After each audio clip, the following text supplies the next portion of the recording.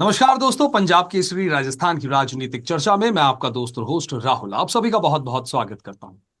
दोस्तों, राजस्थान उपचुनाव 2024 के प्रचार प्रसार का जो शोर है वो अब थम चुका है।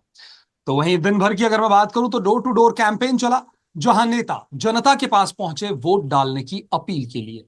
लेकिन पिछले चुनाव प्रचार पर अगर थोड़ी सी नजर फिराएं तो इस बार के उपचुनाव हर बार के उपचुनाव से थोड़े अलग दिखे। कहीं डांस तो कहीं जुबान फिसलती हुई दिखाई दी। कुल मिलाकर बात करें तो इस बार के उपचुनाव को कोई ध्यान से देखे तो कई किस्से कहानियां जो हैं इसमें से बनाए जा सकते हैं। किस्से और कहानियों पर किसी और दिन बात करेंगे। लेकिन आखिर कैसा रहा राजनीतिक पार्टियों का इलेक्शन कैंपेन, इस पर आज हम चर्चा करेंगे। और इस चर्चा में हमारे साथ जुड़ गए हैं दो खास मेहमान। बीजेपी प्रवक्ता के तौर पर हमारे साथ शामिल हैं हितेंद्र शर्मा जी। हितेंद्र जी, आपका बहुत बहुत स्वागत है चर्चा में। और वहीं कांग्रेस प्रवक्ता के तौर पर हमारे साथ शामिल है गोविंद पटेल जी। गोविंद जी, आपका भी बहुत बहुत स्वागत है सर चर्चा में। इस चर्चा को आगे बढ़ाएं, लेकिन उससे पहले आप दोनों ही मेहमानों से ओपनिंग नोट लेना चाहूंगा आज के मुद्दे पर। तो क्या लगता है आपको, कैसा रहा सर राजनीतिक पार्टियों का इलेक्शन कैंपेन? सबसे पहले हितेंद्र जी, ओपनिंग नोट सर। देखिए, हमारा कैंपेन बहुत ही अच्छा रहा। Positive campaign Bharatiya Janata party ने चलाया। विकास और डबल इंजन की सरकार, ये हमारे मुख्य मुद्दे हैं। इसी के लिए हम जनता के बीच में गए हैं। हमने पिछले 5 साल की कांग्रेस की सरकार की जो कुशासन है वो जनता के सामने रखा है, और हमारे जो 11 महीने की सरकार है उसका जो सुशासन है, जो विकास है, जो डेवलपमेंट और जो कानून को लेके हमने पेपर लीक और अन्य विषयों पे काम किए, उन सब विषयों को लेकर हम जनता के बीच में गए। और हमें पूर्ण विश्वास है कि जनता हमारी बात पे भरोसा करेगी और प्रदेश में भारतीय जनता पार्टी को बहुत अच्छा मैंडेट मिलेगा। चलिए गोविंद जी, ओपनिंग नोट सर, क्या कहेंगे? जी, हमारे नेताओं ने बहुत अच्छा प्रचार प्रसार किया है, जनता के बीच गए हैं। इस वर्तमान सरकार के 11 महीने का जो कार्यकाल है, जी उसको लेकर जनता के बीच गए हैं। और हमारी पूर्ववर्ती कांग्रेस सरकार की जो योजनाएं थी, जिनको भाजपा सरकार ने बंद कर दिया या कमजोर कर दिया, उन्हीं की साथ हमारे कार्यकर्ता, कांग्रेस के नेता घर घर आम जनता के बीच गए हैं। और बहुत अच्छा अनुभव रहा चुनाव प्रचार के दौरान। और जनता का मानस भी यही है कि पिछली सरकार ने अच्छा काम किया था, तो दोबारा से इस सरकार इन कांग्रेस पार्टी को मजबूत करने का काम जो प्रदेश की जनता है वो करेगी, और हम 7 सीटों पे चुनाव जीतेंगे। चलिए इस चर्चा को आगे बढ़ाते हैं। तो सर, जिस तरीके से आप दोनों ही मेहमानों ने ओपनिंग नोट दिया, दोनों का कहना है, जैसे बीजेपी प्रवक्ता का कहना है कि कांग्रेस के कुशासन को लेकर हमने बात की, लोगों के बीच में गए। और वहीं आप कांग्रेस प्रवक्ता का कहना है कि बीजेपी के कार्यकाल के दौरान जो योजनाएं उन्होंने चालू करी या कांग्रेस की जो योजनाएं बंद करी, उनको लेकर हमने लोगों के पास गए। लेकिन आने वाले वक्त में जो लोगों के मुद्दे हैं, आखिर उनका क्या?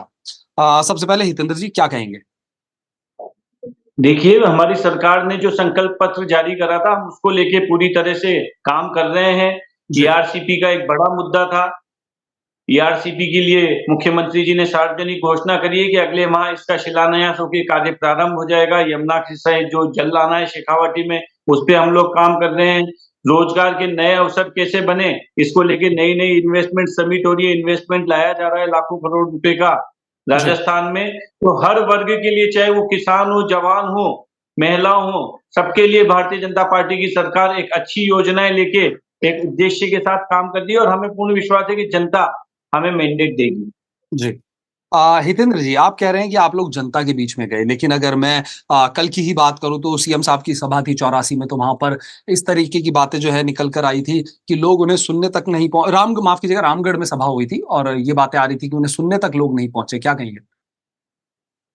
नहीं, वहां पे ऐसा कुछ नहीं था। हमने उस सभा को देखा है। सभा में काफी संख्या में लोग थे। समय बहुत ज्यादा हो गया था माननीय मुख्यमंत्री जी को पहुंचने में, वहां बहुत अधिक समय लग गया था जो तय समय था उस हिसाब से। तो कहीं कुछ हो सकता है, कुछ छोटी मोटी कोई बात रही हो, मगर लोगों का वहां हुजूम था मुख्यमंत्री जी के प्रति। और रामगढ़ विधानसभा हम लोग बहुत अच्छे मार्जिन से जीतेंगे। चलिए गोविंद जी का रुख करेंगे। गोविंद जी, सबसे पहले जो सवाल मैंने हितेंद्र जी से शुरुआती दौर में किया, वही आपसे भी है कि आप लोग एक दूसरे पर छीटाकशी जरूर कर रहे हैं, लेकिन जो जमीनी मुद्दे हैं वो कहीं ना कहीं इस बार के उपचुनाव में गायब रहे। क्या कहेंगे? देखिए, जमीनी मुद्दे कहीं भी गायब नहीं रहे। इन्होंने अपने घोषणा पत्र में बाजरे की खरीद एमएसपी में करने की बात कही थी। अभी इनकी सरकार, जो केंद्र में सरकार है, उन्होंने बजट देने से इनकार कर दिया। बाजरे की खरीद एमएसपी में नहीं हो रही है, पहली जी चीज। दूसरी बात, किसानों के लिए जो रबी की फसल की बुआई हो रही है, उस दौरान जो खाद बीज है, उसके लिए किसानों को लाइन लगानी पड़ रही है, किसानों को उपलब्ध नहीं हो रहा है।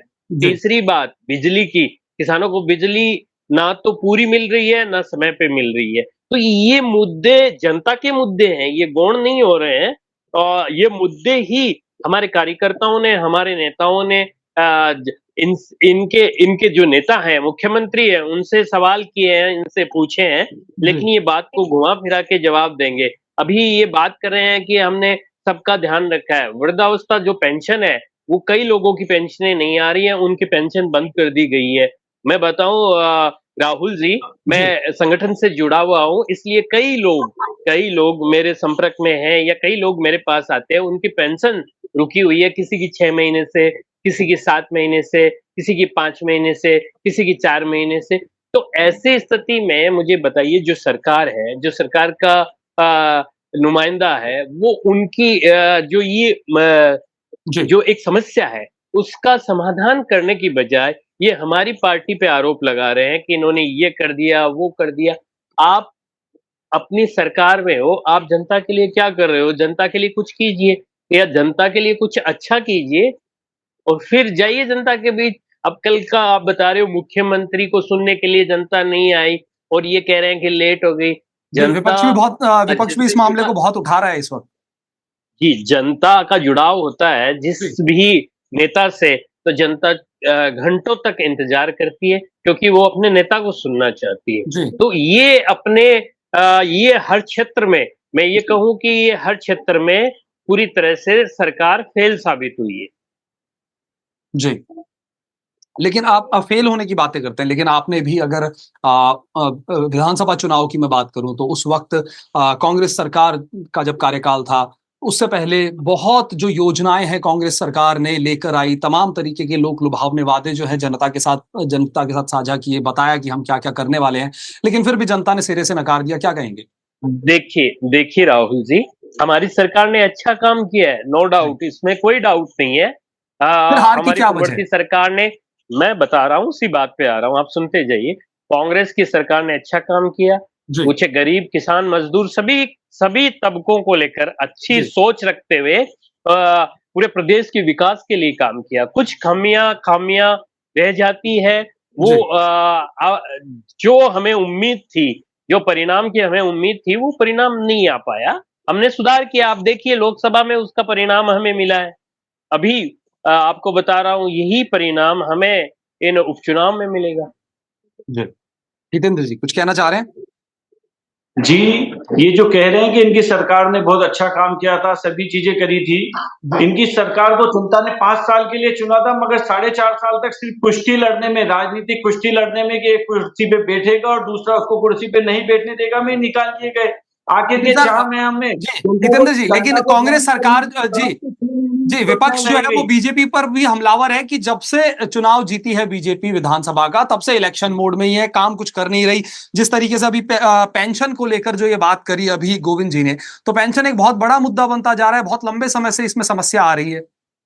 देखिए, वृद्धावस्था पेंशन की जो बात भाई गोविंद जी ने करी थी, वृद्धावस्था पेंशन सुचारू रूप से सभी पात्रों को मिल रही है। अगर कहीं कोई इक्का दुक्का केस है तो विपक्ष को इस मुद्दे पे बात रखनी चाहिए थी। मुझे नहीं लगता कि 11 महीने में कांग्रेस ने विपक्ष के नाते एक भी काम जनहित के लिए, एक भी मुद्दा सड़क पे उतर के उठाया है।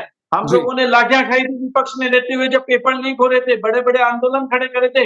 एक मुद्दा प्रदेश में इतनी आपदा आई अतिवृष्टि की, कांग्रेस का एक नेता, एक कार्यकर्ता जनता के बीच में नहीं गया था। किस मुंह से जनता के बीच में जाएंगे जब जनता के सुख दुख में इनने सर, आप कोई आपदा की भागीदारी बात नहीं कर रहे हैं, निभाई। आपके जो आपदा राहत मंत्री थे वही इस्तीफा दिए बैठे थे।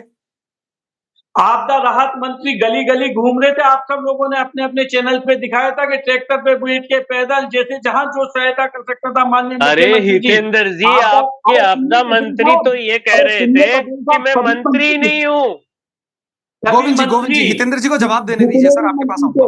सरकार के जितने भी हिस्सा थे, हमारे छोटे से छोटा कार्यकर्ता, मुंह दिखाई का कार्यकर्ता भी जहां जिससे जो यथा योग्य समर्थ थे, वहां जी व्यक्ति से जो भी मदद हो सकती थी, हम जनता की मदद कर रहे थे।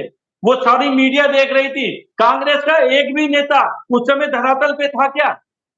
कांग्रेस सिर्फ चुनाव में आती है, प्रदेश की जनता के सुख दुख से इनका कोई सरोकार नहीं है। ये आपसी लड़ाई में मस्त है और इनके राज में जनता त्रस्त थी, इसीलिए जनता ने इनको विपक्ष में बिठा दिया। मगर अब ये विपक्ष की भूमिका में भी नकारा साबित हो रही है कांग्रेस। मुझे लगता है अगली बार जनता इनको विपक्ष में भी नहीं बिठाएगी। तो क्या आप मानते हैं कि उपचुनाव में अगर देखा जाए, पुराना इतिहास उठाकर देखें, तो कांग्रेस का प्रदर्शन जो है काफी अच्छा रहा है उपचुनाव के दौरान? तो आप मानते हैं, क्योंकि हरियाणा में बीजेपी सरकार ने अच्छा परफॉर्म किया, जीत हासिल की है, तो क्या लगता है कि अब उपचुनाव में कांग्रेस का जो ये जीत का जो रथ है, इसे रोक पाएगी बीजेपी? देखिए, हम तो जो पूर्व में घटित रही हैं राजनीतिक चीजें, उनको बदलने के लिए ही भारतीय जनता पार्टी जानी जाती रही है। हम लोगों ने 2 सीट से लेके हमारी शुरुआत करी थी और हमने 303 सीट तक का सफर तय करा। हम इस चुनाव में पूरी परिपाटी बदल देंगे।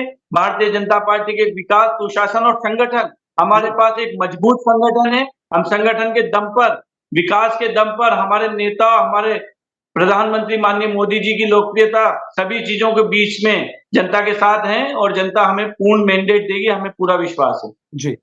गोविंद जी, आप कुछ कहना चाह रहे थे, आप अपनी बात भी रखिए, और साथ ही साथ जी जी, साथ ही साथ मेरा एक सवाल है कि इस बार के उपचुनाव में लगातार कांग्रेस जो है वो बीजेपी पर हमलावर रही। लगातार आप अपने जो बड़े नेता हैं उनकी स्पीचेस सुन लीजिए, वहां पर उनका कहना था कि बीजेपी ने हमारे कार्यकाल के दौरान जो योजनाएं हम लेकर आए उन्हें बंद कर दिया। लगातार इस तरह की बातें सुनने में आई। लेकिन कहीं योजना आने वाले समय में अगर जीत जाते हैं तो किन मुद्दों पर काम करेंगे, वो नदारद रहे। क्या कहेंगे? देखिए, सबसे पहले तो मैं आपको बताऊं कि इन्होंने हमारी योजनाओं को बंद ही नहीं किया, कई योजनाओं को इन्होंने कमजोर किया। ठीक है, उसमें हमारी जो मुख्यमंत्री चिरंजीवी योजना थी, जी उसमें इन्होंने जो बीमा की राशि थी वो घटा दी। दूसरा जो पशु बीमा था वो इन्होंने घटा दिया। जी तीसरा जो इंदिरा रसोई का मैंने जिक्र किया था, उसमें इन्होंने जो खाने की क्वांटिटी थी वो कम कर दी। तो आप मुझे बताइए कि जी स्वास्थ्य, खाना, ये सब गरीब मजदूर आम आदमी की समस्या है। तो उससे जुड़ी हुई चीजों को ये घटा रहे हैं, कम कर रहे हैं, तो इनको जनता वोट क्यों करेगी? पहली जी चीज। दूसरी बात, ये आपदा मंत्री की बात कर रहे हैं। आपने भी देखा है, इनके आपदा मंत्री से जब सवाल पूछा गया तो उन्होंने यूं यूं करके कहा, चुप। आज वो जब अपने भाई को टिकट मिल गई तो वो जी मंत्री बन गए। उस टाइम पे उन्होंने जिस तरह का एक माहौल क्रिएट किया कि मैं मुख्यमंत्री को इस्तीफा दे रहा हूँ, दिल्ली वो गए हैं, तो आप बताइए कि ये सरकार चल रही थी क्या? इन्होंने 10-11 महीने में एक भी ऐसा काम जो जनता को समर्पित किया हो कि ये जनहित में है, तो आप बताइए। दूसरे मेरे प्रवक्ता साथी भाजपा के कह रहे हैं बार-बार कि पेपर लीक। आप बताइए, केंद्र में इनकी सरकार, राजस्थान में इनकी सरकार, ये आए रोज हमारे जो प्रदेश कांग्रेस के अध्यक्ष है, उस वक्त के शिक्षा मंत्री थे, उन पे आरोप लगा रहे हैं पेपर लीक का। और वो ही शिक्षा मंत्री, पूर्व शिक्षा मंत्री, प्रदेश अध्यक्ष बार-बार आपने देखा होगा यूं कॉलर पकड़ के ये कह जी रहे हैं कि आप जांच करवाइए, आप जांच करवाइए। क्यों नहीं करवा रहे जांच? भाई आपने उनके घर ईडी भेजी थी चुनाव के टाइम, तब उनके घर कुछ नहीं मिला। आज उन बातों को 10 से 11 महीना हो गया, फिर भी ये पेपर लीक का राग रोज अलाप रहे हैं। तो मुझे बताइए कि ये एक मुद्दा बनाने की कोशिश कर रहे हैं। कार्रवाई जी कीजिए ना, आपको मना किसने किया है? वो तो खुला चैलेंज कर रहे हैं कि मुझे गिरफ्तार करके दिखाइए। तो आप फिर क्यों घबरा रहे हैं? इनको मुद्दा बनाना होता है, मुद्दे जी के अलावा कोई बात नहीं है। 10 महीने का, 11 महीने का इनको पूछिए कि आप योजना बताइए। ईआरसीपी की ये बात कर रहे हैं, एमओयू हो गया, वो हमारी सरकार ने भी किया था। उससे क्या हुआ? पानी आ गया क्या? पानी थोड़ी आ गया, आएगा ये कह रहे हैं। तो आगे क्या होगा उस पे क्या? वर्तमान में जो जनता जनहित के कार्य है वो बताइए, जनता के लिए आपने क्या किया वो बताइए। इनके जो मंत्रिमंडल का सिस्टम था वो आपने देखा, कोई मंत्री क्या बयान दे रहा है, मैं उस पे जाना नहीं चाहता। अभी इनके प्रदेश अध्यक्ष ने महिलाओं को लेकर जिस तरह का बयान दिया वो शोभनीय है क्या? आप बताइए।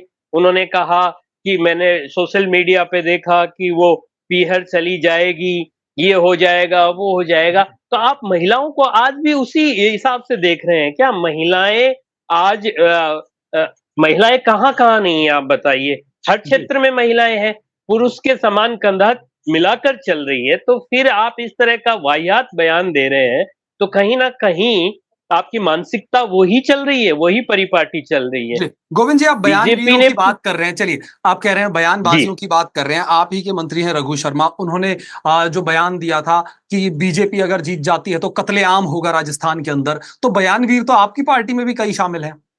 देखिए मेरी बात सुनिए राहुल जी, इस बयान में और उस बयान में फ़र्क था।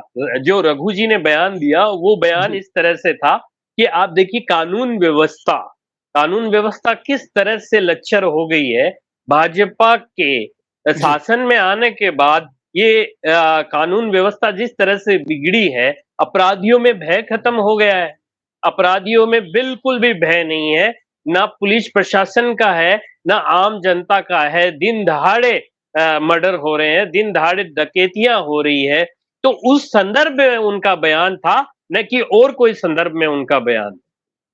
जी चलिए, हितेंद्र जी क्या कहेंगे? आपने सुना गोविंद जी को तमाम जो आरोप हैं बयानवीरों को लेकर भी आरोप लगाए गए हैं, क्या कहेंगे? देखिए, कांग्रेस बयान देने के अलावा धरातल पे कभी कोई राजनीति नहीं करती। कांग्रेस ने जनता के लिए कभी कोई काम करने का प्रयास नहीं किया, ना सत्ता में ना विपक्ष में।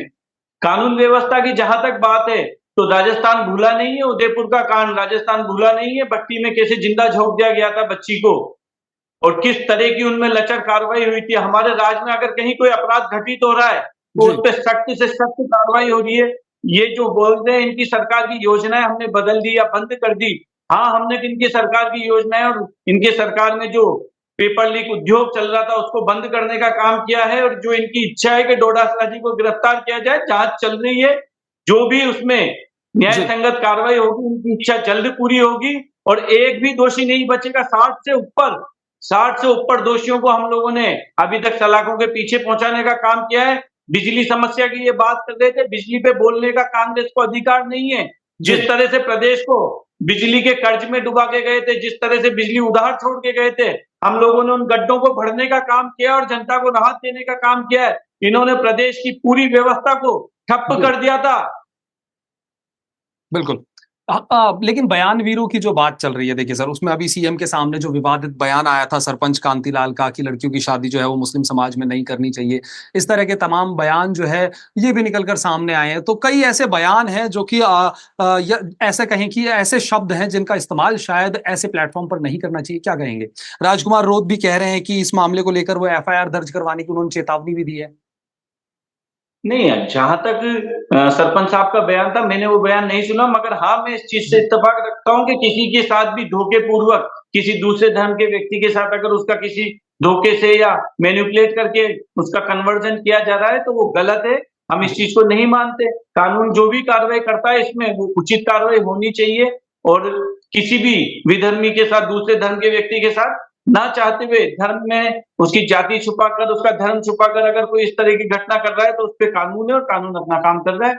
जी लेकिन चलिए ठीक है। लेकिन हम मुद्दों की बात कर रहे हैं कि मुद्दे कई गौण रहे, गायब रहे। इस बार आरोप प्रत्यारोप का दौर चला इस बार प्रचार के दौरान। लेकिन वहीं पे गायब मुद्दे ही नहीं, कई बड़े नेता जो हैं वो भी प्रचार के दौरान गायब रहे। जैसे अगर बीजेपी में मैं नाम लूं, वसुंधरा राजे, पूर्व मुख्यमंत्री रह चुकी राजस्थान की, वो भी गायब रही। लगातार विपक्ष जो है वो हमलावर रहा बीजेपी पे कि भाई पूर्व मुख्यमंत्री वसुंधरा राजे जो है वो आखिर है कहाँ, क्यों नहीं वो प्रचार में आई, जबकि उन्हें स्टार प्रचारक भी बनाया गया था। क्या कहेंगे? देखिए, वसुंधरा जी हमारी राष्ट्रीय नेता हैं, 2 बार की मुख्यमंत्री, सेंट्रल मिनिस्टर रही हुई हैं।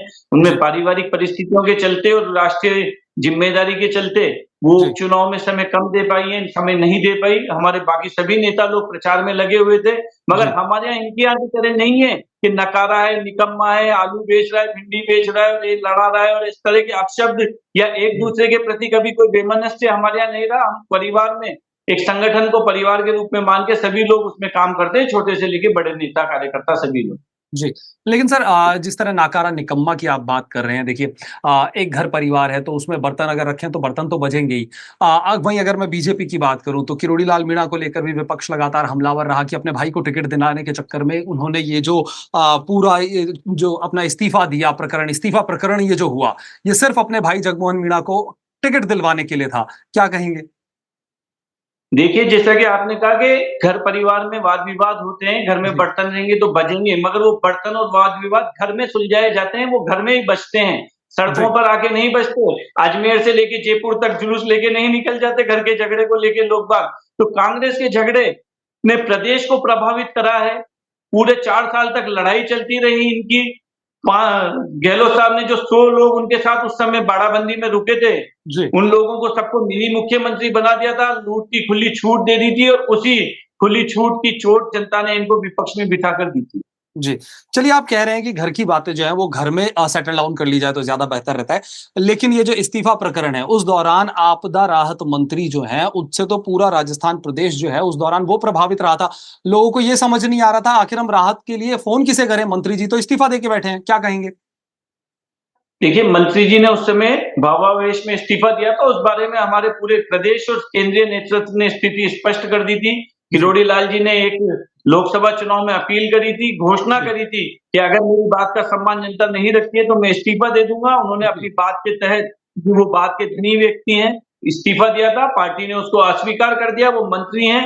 आपदा राहत के समय भी खुद ने जी, जितनी भी वो मदद कर सकते थे सरकार के साथ मिलकर आपदा राहत मंत्री रहते हुए उन्होंने खूब काम किया था, सड़कों पे काम किया था, जनता के बीच में काम किया था और जनता ने ये सब चीज़ें देखी है। जी। चलिए, गोविंद जी, आपका रुख करेंगे सर। कई ऐसे मंत्री हैं जैसे बीजेपी में भी कई बागी थे।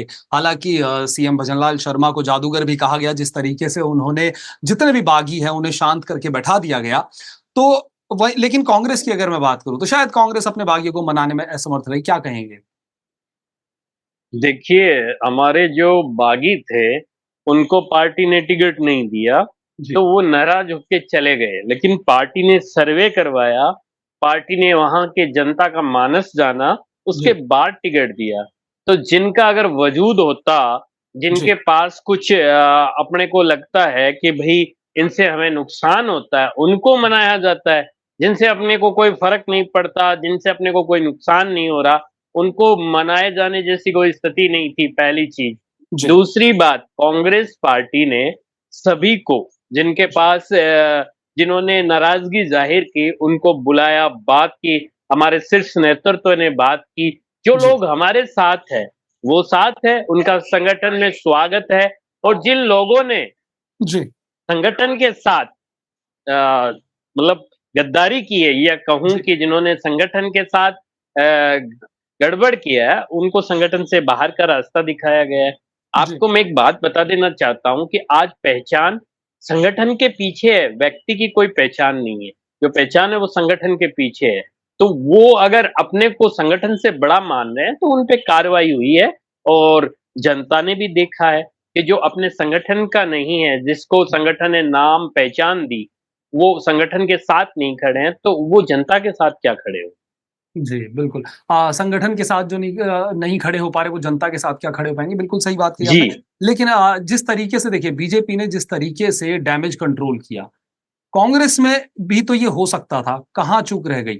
देखिए अब कांग्रेस ने चलिए आपने प्रयास किए। निष्कासित कर दिया अपने नेताओं को, लेकिन उसका नुकसान तो आपको आने वाले अब जो ये उपचुनाव होने वाले हैं, देखिए, उसमें नुकसान तो उठाना पड़ेगा कांग्रेस आपको। ने प्रयास कांग्रेस जी, ने प्रयास किया, बाकायदा प्रयास किया कांग्रेस जी, ने, सभी को सभी का सम्मान के साथ प्रयास किया, लेकिन कुछ नेता जो संगठन से मैं वही बात दोहरा रहा हूँ, जो जी, अपने आप को संगठन से बड़ा मान रहे थे, वो कैसे मानेंगे कि जब हम संगठन में रहें, हम आपकी बात सुने, तो ऐसे लोगों की फिर संगठन भी संगठन तो एक समुंदर की तरह है, अगर जी, उसमें से थोड़ा-सा पानी निकाल लिया जाए या यूँ कहें अपन मारवाड़ी भाषा में कि उसमें एक लोटा अगर भर लिया गया, निकल गया जी, बाहर तो क्या फ़र्क पड़ने वाला है? जी। चलिए हितेंद्र जी, लगातार बीजेपी जो है वो गोविंद सिंह डोटासरा पर हमलावर रही। जिस तरीके से उनका प्रचार करने का तरीका था, वो डांस मूव्स उनके रहते थे, नाचते थे वो लोगों के बीच में, लोक गीतों पर वो नाचते हुए दिखाई देते थे, तो बीजेपी लगातार हमलावर रहती थी। लेकिन बीजेपी के ही नेता किरोड़ी लाल मीणा की अगर मैं बात करूं, तो जो तरीके उन्होंने प्रचार के लिए, अपने भाई के प्रचार के लिए आजमाए, जिस तरीके से भिक्षामदेही वाली तस्वीरें जो है निकलकर सामने आई, उनको लेकर क्या कहेंगे? देखिए, उनका अपना एक अलग अंदाज है किरोड़ी लाल जी का। जनता उन्हें इसी तो सर, स्वरूप ये में और बात इसी तो फिर अंदाज में गोविंद सिंह पसंद डोटासरा करती पर है। भी लागू होनी चाहिए। बिल्कुल, डोटासरा जी का अपना एक तरीका है राजनीति करने का और तो प्रचार फिर करने का, बीजेपी वो इतनी उसमें करे, हमलावर उसमें क्यों हमें थी क्या उस दिक्कत वक्त? है? ये तो नाचते हैं, गाते हैं, क्या भला करेंगे? मुद्दों की बात नहीं करते। नाचना गाना बुरी बात थोड़ी है। जहाँ पे जिस तरह की लोक संस्कृति रहेगी उसी हिसाब से वहाँ के लोग अपना जी, व्यवहार विचार करते हैं। जी, मगर मुद्दों की बात करनी चाहिए, मुद्दों से नहीं भटकना चाहिए। नाचते-नाचते भी प्रदेश हित के मुद्दे जो हो सकते हैं उसमें रचनात्मक बात करें तो जनता जी, स्वीकार करेगी, नहीं तो नाचने का काम तो बहुत लोग करते हैं, पैसे लेके भी लोग नाच रहे हैं, तो बिल्कुल। उससे कुछ नहीं होने वाला। चलिए, गोविंद जी, इसी सवाल पर आपका भी रिएक्शन लेना चाहूंगा। क्या कहेंगे, जो प्रचार के जो तरीके हैं, चाहे हम देखिए गोविंद सिंह डोटासरा कांग्रेस पार्टी की बात करें या बीजेपी की बात करें, क्या कहेंगे? बड़े ही रोचक तरीके जो है प्रचार के इस बार देखने को मिले। देखिए मैं आपको बताना चाहता हूँ कि राजस्थान में गोविंद सिंह डोटासरा की जो पहचान है, वो आप सब जानते हो, आपको दिख रही है। जी, क्योंकि उन्होंने संगठन और सत्ता दोनों के बीच जो कार्यकर्ताओं का तालमेल बिठाया, कार्यकर्ताओं को जिस तरह से वो साथ लेकर चलते हैं, जी। आज राजस्थान में युवाओं में उनका एक अलग क्रेज़ बन गया है, उनकी अलग पहचान आप है। साथ लेकर चलने की बात पह कर रहे हैं, एक सवाल मुझे यहाँ याद आता है जी, कि अगर जी, हनुमान बेनीवाल की मैं बात करूं, गठबंधन की अगर मैं बात करूं, तो गठबंधन को लेकर कुछ समय पहले तक, जब तक आप लोगों ने अपनी सूची जारी नहीं करी थी, हर सीटों पे, सातों सीटों जी, पे अपने उम्मीदवार नहीं उतारते, तब तक हनुमान बेनीवाल जो है वो गोविंद सिंह डोटासरा पर हमलावर थे कि फेटा लेकर जो नाचता है वो जनता का क्या भला करेगा। इस तरीके के स्टेटमेंट उनके आए हैं, सोशल मीडिया पर बड़े वायरल हुए हैं। गोविंद सिंह डोटासरा से जब इस बारे में पूछा जाता कि भाई हनुमान बेनीवाल ऐसा कह रहे हैं, आपका क्या कहना है, तो वो कहते थे भाई उनका अपना मत है, मैं उनके बारे में कुछ नहीं कहूंगा। उन्होंने हमेशा यही कहा कि वो हमारे गठबंधन के सम्मानीय सांसद है। जी, उन्होंने यही कहा हमेशा। जी, लेकिन जब उन्होंने हनुमान बेनीवाल जी ने अपनी हदें पार कर दी, तो अभी डोटासरा जी ने खींवसर में सभा के दौरान जी, उनको जवाब दिया था। आपने भी वो जवाब सुना होगा और जी। पूरी प्रदेश की जनता ने वो जवाब सुना। आप देख लीजिएगा, तो वो यही जवाब गोविंद कहीं डोटासरा गठबंधन, जी, गठबंधन ना हो पाने की टीस तो नहीं थी? जी नहीं, बिल्कुल नहीं थी। कांग्रेस ने गठबंधन के लिए प्रयास ही नहीं जी, किए। ये आपको बार-बार डोटासरा जी ने कहा था कि गठबंधन हमारा दिल्ली से होगा, अगर होगा भी जी, तो हमारा गठबंधन से कोई लेना-देना नहीं है। उन्होंने ये भी कहा था कि जी, गठबंधन लोकसभा चुनाव में हुआ था, वो दिल्ली से हुआ था और जी, वर्तमान बिल्कुल। में गठबंधन जैसा कुछ भी नहीं। और हनुमान ये बेनीवाल ने वही ये भी गो कहा है कि किरोड़ी ने, डोटासरा जी ने किरोड़ी के पैर पकड़े हैं। देखिए साहब, कहने से क्या होता है, हनुमान बेनीवाल जी तो कुछ भी कह सकते हैं, जी, लेकिन बीजेपी की गवर्नमेंट है, बीजेपी की सरकार है, जांच करवाइए, दूध का दूध, पानी का पानी हो जाएगा। गोविंद डोटासरा बार-बार का कह रहे हैं कि इतनी सुई नोक जितनी भी, अगर मेरी पेपर लीक में कहीं कुछ खामी पाई जाती है, तो जी, कार्रवाई कीजिए। बिल्कुल, बिल्कुल। चलिए। तो ऐसे में मैं एक ही बात कहूँगा जी, कि जी, वही गोविंद डोटासरा है, जो ये कह रहे हैं कि वो तो गमछा घुमाते हैं, वो तो डांस करते हैं, ये है। उन्होंने गमछा घुमाया है, तो वो भी जो लोक देवता है तेजाजी महाराज, जी, उनको समर्पित भाव से उनको उनके श्रद्धा के साथ उन्होंने जी, ये नृत्य किया है, वो उनको समर्पित किया है। लेकिन बीजेपी को ये सब नहीं दिखता। बीजेपी को दिख रहा है कि ये क्यों कर रहे हैं, उन पे आरोप लगाए। उन्हीं गोविंद डोटासरा जी के नेतृत्व में लोकसभा चुनाव जो हुए जी, थे, उनमें इनकी जो 400 पार का नारा था, वो जी। पूरा नहीं हो पाया और वो ही उपचुनाव गोविंद डोटासरा जी के नेतृत्व में हो रहे हैं। मैं राहुल जी आपको दावे के साथ कह रहा हूं कि सातों सीट कांग्रेस जीतेगी। जी, चलिए, चर्चा का समय जो है बहुत कम बचा है, इसलिए क्लोजिंग नोट लेना चाहूँगा आप दोनों ही मेहमानों से। और क्लोजिंग नोट के लिए जो मेरा आप दोनों से सवाल है कि अगर जो भी जीतता है, चाहे कांग्रेस जीते, बीजेपी जीते, जनता जिसे भी सर आंखों पर बिठाती है उपचुनाव के अंदर, अगर जीत जाते हैं तो उसके बाद जनता के लिए क्या करेंगे, क्या मुद्दे रहेंगे, ताकि बाद में हम आपसे पूछ सकें जीतने के बाद। सबसे पहले गोविंद जी। जी, देखिए, जनता जनार्दन का फैसला हमेशा सर माथे पे रहता है, जी। क्योंकि जनता ही तय करती है कि कौन उस कुर्सी पे बैठेगा और कौन नहीं, पहली चीज। दूसरी बात, अगर जनता जो परिणाम देगी, वो हमें स्वीकार है, जी। लेकिन हमारा स्टैंड एक ही है, हम जनहित के मुद्दों को उठाएंगे, जनता के जो योजनाएं हैं, जो ये जी। सरकार बंद करना चाहती है, उनको कमजोर करना चाहती है, उनकी लड़ाई लड़ेंगे और जनता के लिए हम हर बात को, चाहे हमें सड़कों पे उतरना पड़े, चाहे विधानसभा में हमारे जो विधायक हैं, नेता हैं, वो इस चीज के लिए इस सरकार को घेरे, हम जनहित के मुद्दों को ही उठाएंगे। चलिए, हितेंद्र जी, क्लोजिंग नोट सर। देखिए, हम जनता के हित में काम कर रहे हैं, प्रदेश के हित में काम कर रहे हैं, सभी समाजों को 36 कौम के लिए काम कर रहे हैं, किसान के लिए काम कर रहे हैं, युवा के लिए काम कर रहे हैं, महिलाओं के लिए काम कर रहे हैं। हमें पूर्ण विश्वास है कि जनता सुशासन पे मोहर लगाएगी, सातों सीटों पे हमारा बहुत अच्छा प्रदर्शन रहेगा और मैं ये बिल्कुल प्रामाणिकता के आधार पर मैं उन सब सीटों पर होके आया हूं। मैं आपको बताना चाहूंगा कि कम से कम 3 से 4 सीटों पे कांग्रेस तीसरे स्थान पे रहेगी और हम 23 तारीख को बैठ के पुनः इस चीज पे चर्चा करेंगे। जी, बिल्कुल। बहुत-बहुत शुक्रिया आप दोनों ही मेहमानों का इस चर्चा में हमारे साथ जुड़ने के लिए। तो दोस्तों, राजस्थान उपचुनाव 2024 का प्रचार-प्रसार का जो दौर है, वो अब थम चुका है। डोर टू डोर कैंपेन हुआ। दोनों ही पार्टियों के प्रवक्ताओं से जब बात हुई, तो उन्होंने लगातार यही दावे किए कि हमारी पार्टी जो है, वो जीत रही है उपचुनाव में। लेकिन अगर इस उपचुनाव में प्रचार-प्रसार पर अगर एक नज़र डाली जाए, तो देखने को मिलेगा बड़ा ही रोचक प्रचार-प्रसार हुआ। डीजों की धुनों पर डांस जो है करते हुए कई नेता जो है नज़र आए, कहीं ज़बान फिसलती हुई नज़र आई। तो तमाम ऐसे वाक़ये जो हैं, ये हमें देखने को मिले उपचुनाव के प्रचार-प्रसार के दौरान। अब जनता किसे सराखों पर बिठाती है, ये अब जल्द ही सामने आने वाला है। मतपेटियों में जनता का जो फैसला है, वो कैद होने वाला है और कुछ ही समय में रिजल्ट भी सामने आ जाएगा, तस्वीर भी साफ हो जाएगी कि आखिर जनता ने किसे सर आंखों पर बैठाया है और किसे सिरे से नकार दिया। ये आने वाले वक्त के गर्भ में छिपा है और आप और हमें इसी का इंतजार है। और फिलहाल के लिए इस चर्चा में मुझे और हमारे दोनों मेहमानों को दीजिए इजाजत। नमस्कार।